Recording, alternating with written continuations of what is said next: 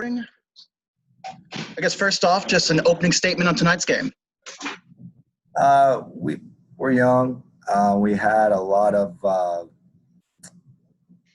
detail mistakes. We don't quite understand what it takes to win a college basketball game, and we're missing a leader, and our leader in Junior Clay, and it showed. He did a great job on the bench. I'm trying to keep guys engaged, but he couldn't get out there and help them by playing. So just youth and not quite the understanding with that youthfulness of what it takes to win a college game. At the same time, this was a very young Tech team against an experienced Chattanooga team. What kind of positives did you see from that? From last Wednesday to tonight, our intensity, guys played harder. They competed.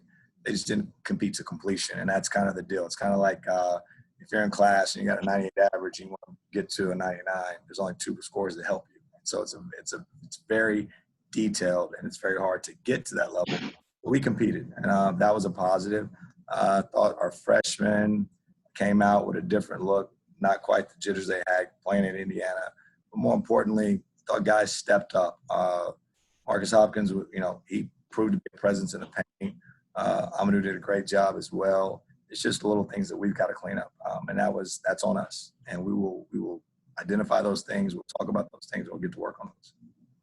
Great defensive effort for the team. They held Chattanooga to 25% in the first half, 38% in the second half. I mean, it was just overall a good defensive effort.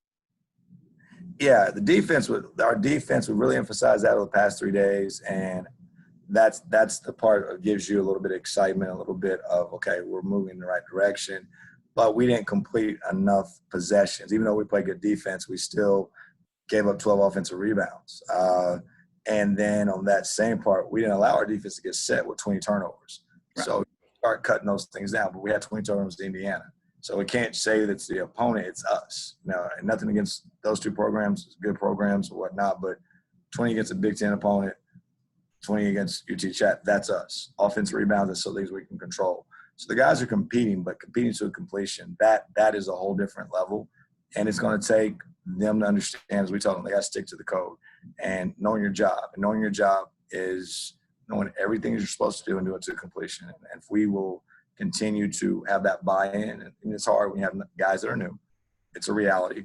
We're not results-oriented. We're about the experience and extracting all the information we can from that experience. And so I'm looking forward to our next opportunity, which is on Wednesday night. Great game for Keyshawn Davidson. Really put the team on his shoulders and tried to lead and try to bring some momentum into the contest. Yeah, Key is having a challenge himself because his partner in crime, Junior Clay, is not out there. So he doesn't have anybody to turn to in that manner to, help him through different challenges. And so he's having to do that leadership role. And he has a better understanding of what Junior had to go through last year. So that's going to make that bond that much stronger and make us better. But Key, he won't ever quit. He's a resilient young man. We're happy to have him. He's going to be a cornerstone of this program going forward. And him and Junior Clay are going to be foundation pieces when we look back, when we get this thing moving in the right direction, and say those two guys really understood what it took to be transformational. And I hate to simplify it, but the game was won and lost at the charity stripe tonight. Yeah, you can't go out and go 50%, 7-15, and then foul and put them on the line 22 times and go 19-22. And, I think for us, I said this to them, you can't be scared of success. We had a moment where we had control of the game. We had several opportunities to put the game and them in a bad position, going 8 or 10 points. But we started to revert back to things that we don't talk about, we don't do, and they're not a part of our program here. And so, fouling and free throws and all that, that's part of that success. Good teams step up to the line, make the free throws, they get position in defense and other coverages, and they don't foul. And so we just got to grow. Got to grow. Last question, talking about the upcoming trip. The schedule does not get any easier. I mean, this is a very challenging schedule to start off the year. Yeah, by design, somewhat. Yes, COVID has changed the way a lot of teams have to schedule, but we're trying to always never get on a plane. We're always on a bus. And so we want to play these teams to sharpen the spear. We want to play these teams so our guys understand what it takes. If you can go play a Big Ten team, you play UT Chat. You're going to go play a Big East team. You're going to go play Western Carolina. You're going to play Northern Kentucky, who's been to the national NCAA tournament, last 4 years, right? You're going to understand what it takes to be at that level.